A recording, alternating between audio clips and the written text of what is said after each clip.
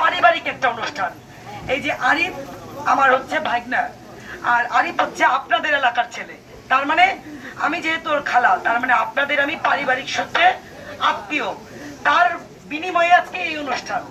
আসলে নির্বাচন করতে গেলে কিন্তু আত্মীয় স্বজনের দরকার হয়, আর সেজন্যই কিন্তু আমার ভাগ্নে আজকে আমাকে এখানে বলছে। আমি জানতামও না, আমি অন্য জায়গায় ওয়ার্কিং করতেছিলাম। আমার ভাগ্নে বললো খালামণি আপনাকে ওখানে যেতে হবে। আর ভোট যুদ্ধ এমন একটা যুদ্ধ, যদি নির্বাচনে জয়যুক্ত হতে হয় তাহলে কিন্তু আওয়ামী লীগ, বিএনপি, জামাত এইসব দেখার কিন্তু সময় নাই। ভোট কিন্তু সবারই আমাদের লাগবে, নাকি লাগবে না?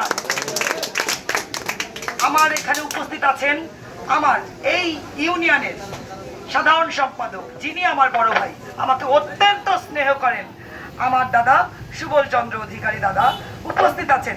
এখানে অনেক মুরব্বিয়ান যারা আমার আত্মীয়, এবং সামনে যারা বসে আছেন মুরব্বীরা এবং ছোটরা, সবাইকে জানাচ্ছি আমার তরফ থেকে আসসালামু আলাইকুম। আমি রুকসানা আহমেদ মেহেবী উপজেলার মহিলা ভাইস চেয়ারম্যানে দাঁড়িয়েছি। সাহেব আলী ডাক্তার উনি আমার ভাই হয়, আর হোসেন মন্ডল কাকা হয়। এদেরকে জানাচ্ছি আসসালামু আলাইকুম। আসলে আমি রুকসানা আহমেদ মেহেবী, অলরেডি কিন্তু আমার পোস্টার আরেকজন উপস্থিত আছেন হায়দার মন্ডল।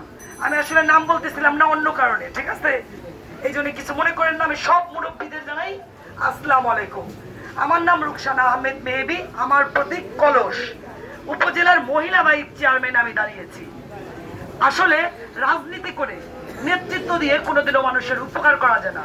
যদি মানুষের জন্য উপকার করতে হয় তাহলে একটা জনপ্রতিনিধি হতে হয়।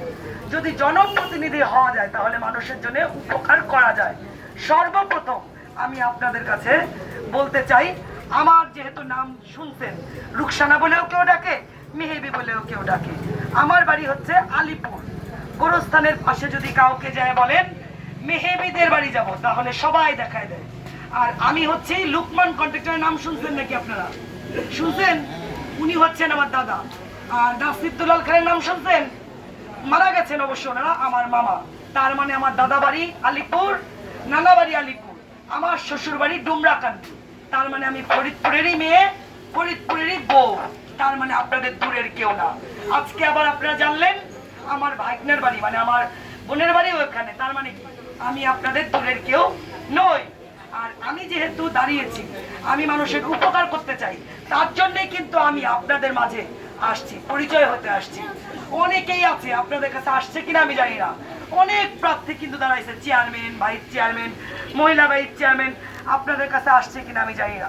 কিন্তু আমি চাই মানুষের সেবা করতে, এই জন্যই আপনাদের কাছে আমি নিজেকে বিলিয়ে দিতে আসছি। আমি আপনাদের ভালোবাসা নিতে চাই এবং নিজেও আপনাদেরকে ভালোবাসা দিতে চাই। আমার বাবা ছিলেন একজন অত্যন্ত ভদ্র মানুষ। আমি অত্যন্ত দরিদ্র ঘরের সন্তান, কিন্তু আমার গোষ্ঠী অনেক বড় লোক, কিন্তু আমি ভাই বড় লোক না।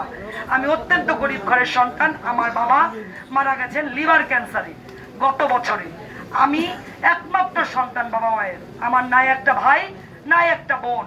আমার বাবা মা একটা সন্তান পালতে আনছিল, ছেলে সন্তান। সেই সন্তান প্রতিবন্ধী, হাঁটতে পারে না। আমার ঘরে সেই ভাই রয়েছে। আমার বাবা মারা যাওয়ার আগে আমার ভাই এবং আমাকে অর্ধেক অর্ধেক সম্পত্তি দান করে দিয়ে গেছে। আমার ওই ভাইটা এখন অনার্স থার্ড ইয়ারে রাজেন্দ্র কলেজে পড়ে। তার মানে আমি একজন সাধারণ পরিবারের সন্তান। আর আমার স্বামী এখানে উপস্থিত আছেন, তার নাম মোহাম্মদ তুষার শেখ। আমার শ্বশুর, এবং সব সময় পাশে থাকবো ইনশাআল্লাহ। আপনাদের আমাকে ডাকতে হবে না, আপনারা শুধুমাত্র আমাকে স্মরণ করবেন। স্মরণ না করলে আমি ওয়াদা দিয়ে যাচ্ছি, প্রতি মাসে আমি একবার প্রত্যেকটা ইউনিয়নে আমি একটা করে মিটিং এর ব্যবস্থা করব। কার কি সুবিধা, কার কি অসুবিধা আমি জানার চেষ্টা করব এবং আমি সমাধান করার চেষ্টা করব। আরেকটা কথা বলি, মাদক মুক্ত সমাজ গঠনে আমি সাহায্য করব এবং চেয়ারম্যান যাতে একলা একলা ফান্ড নিয়ে খায় না ফেলতে পারে, আমি চেয়ারম্যানের কাছে যে প্রতিবাদ করব যে সবাইকে দিয়ে খাইতে হবে। তার জন্য আমাকে আপনাদের নির্বাচিত করতে হবে। আমাকে যদি আপনারা নির্বাচিত করেন তাহলে আমি উপকৃত হব। আমি যদি ভোটে জয়যুক্ত হই তাহলে আমি গরিবের বন্ধু হতে পারবো। আমি যেহেতু গরিব মানুষ, সাধারণ মানুষই কিন্তু সাধারণ মানুষের দুঃখ কষ্ট বোঝে। আমি যেহেতু গরিব মানুষের পাশে আছি, নিজেও গরিব মানুষ, আমি গরিব মানুষের বন্ধু হতে চাই। আপনাদের ভোটটা দয়া করে নষ্ট করবেন না। ওই একটা ভোট আমাকে দিয়ে জয়যুক্ত করে ওই চেয়ারটা আমাকে বসেন। তেলে মাথায় সবাই তেল দেয়, যার টাকা আছে সবাই কি করে সেই পিছনেই দৌড়ায়। যদি টাকা আলাদাই সব সময় জিতে যায়, তাহলে আমাদের মতো গরিব মানুষগুলা যাবে কোথায় বলেন? আমার বাপটা নাই, আমার মাটা অসুস্থ, আমার একটা ভাই নাই, আমার একটা বোন নাই। আপনারাই আমার বাবা, আপনারাই আমার ভাই, আপনারাই আমার ছোট ভাই, বড় ভাই, বোনের মতো এখানে যারা আছেন। আপনাদের কাছে আমার অত্যন্ত বিনীতভাবে আমি অনুরোধ করতেছি, করজোরে আমি অনুরোধ করতেছি, আমাকে আপনারা এই রাতের বেলায় ফিরাই দিয়েন না। আমি আপনাদের কাছে আসছি হতদরিদ্র একজন মানুষ। আপনারা সাধারণ জনতা, যদি আপনারা জোয়ার ওঠান, আমার মতো একজন হতদরিদ্র মানুষ নির্বাচিত হতে পারবে। হয়তোবা আপনাদের কিছু হবে না, কিন্তু হতদরিদ্র এই মানুষটার তো উপকার হবে। আপনারা সেই উপকারটাই করেন। আর আপনাদের কাছে আমি বিনীতভাবে অনুরোধ করতেছি, আমার দোয়াটা বেশি দরকার। কারণ আমি বিশ্বাস করি, যদি আপনারা দোয়া করেন, ওই দোয়ার বরকতে ওই রব্বুল আলামিন যদি আমার কপালে জয়ের মালা লিখে রাখে, তাহলে নিশ্চিত আমি জয়যুক্ত হব। আপনারা দয়া করে আমার জন্য একটু আল্লাহর কাছে দোয়া করেন। আমার বাবা বাঁচ নাই যে আমার বাবার কাছে আমি দোয়া চাবো। আপনারাই আমার বাবার সমান, আমার বাবার একমাত্র সন্তান ছিলাম আমি। আমার বাবা অত্যন্ত ভালোবাসতেন আমাকে। আপনারা দয়া করে আমাকে ফিরিয়ে দেন না। আমি অনেক আশা নিয়ে আপনাদের কাছে আসছি।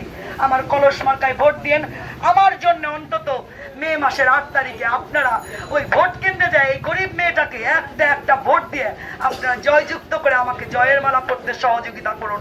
আমি আবারও বলতেছি, ওই উপজেলার ওই চেয়ারটা আপনাদের হবে। একবার আমাকে সুযোগ দেন। আপনারা যদি দেখেন আমার এই কথার বড় খেলাপ করছি, আপনারা পরের বার আমাকে আর দিয়েন না। আর উপজেলা তো খুব বেশি দূরে না, আপনারা তো যাই বলতে পারবেন, এই মেয়ে তুমি তো বলছিলা, তুমি তো করো না, এটুক তো বলতে পারবেন। গণতান্ত্রিক তো এটুকু আপনাদের ক্ষমতা আছে। আমি আর বেশি কিছু বলবো না। সর্বশেষে আবারও আমার জন্য দোয়া চাই। আমার বাবা মারা গেছে, তার জন্য আপনারা দোয়া করবেন। আমি যেন কলস মার্কা নিয়ে জয়যুক্ত হতে পারি, আমার জন্য দোয়া করবেন।